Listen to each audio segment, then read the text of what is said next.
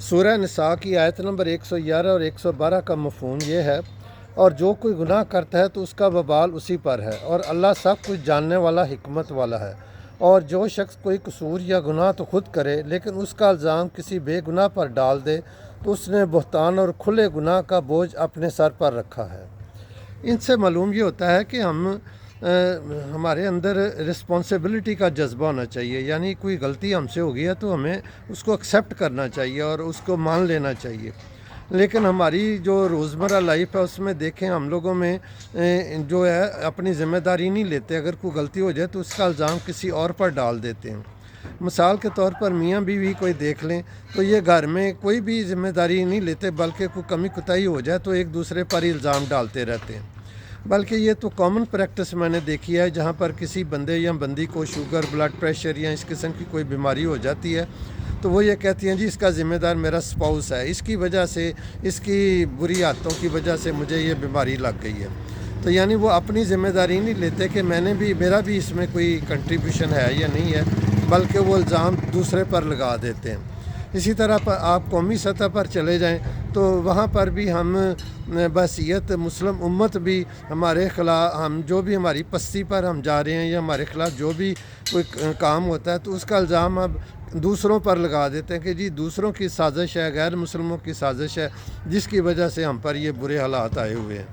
اسی طرح ہمارے کنٹری میں جب کوئی لا اینڈ آرڈر کی سچویشن ڈیولپ ہو جاتی ہے تو ہماری جو انٹیریئر منسٹری کے لوگ ہیں وہ ذمہ داری ایکسیپٹ کرنے کے بجائے غیر ملکی خفیہ ایجنسیوں پر اس کا ذمہ داری ڈال کر خود فارغ البال ہو جاتے ہیں۔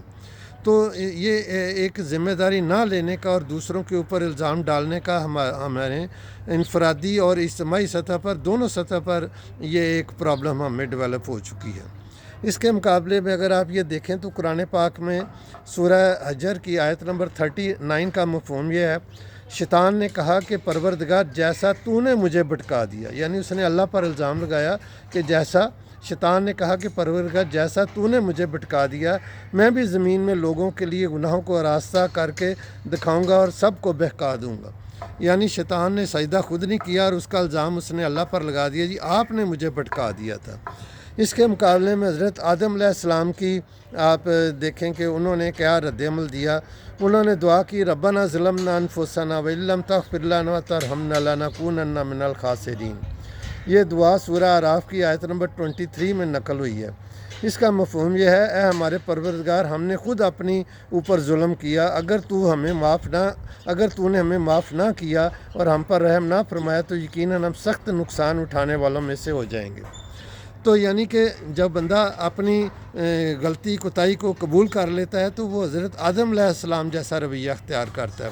اور جو بندہ اپنی غلطی قبول کرنے کے بجائے دوسروں کے اوپر الزام تراشی کرتا رہتا ہے تو وہ شیطان والا رویہ اختیار کرتا ہے۔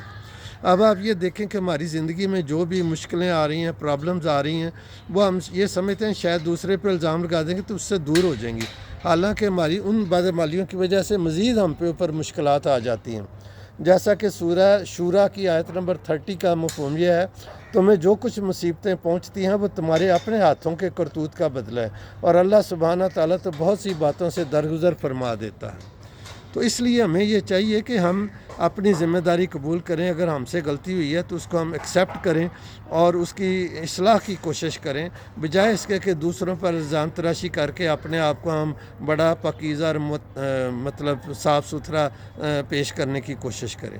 تو اس لیے ہمیں اپنے اوپر ورکنگ کرنی چاہیے اور اپنی اصلاح کرنی چاہیے، اور اپنی کمی کوتاہیوں کی جو ذمہ داری ہے اس کو قبول کرنا چاہیے، اور اپنی اصلاح کی ذمہ داری بھی قبول کرنی چاہیے۔ اسی طرح ہو سکتا ہے کہ اللہ تبارک و تعالیٰ کی رحمت ہم پر نازل ہو اور ہم دنیا اور آخرت دونوں میں کامیاب ہو جائیں۔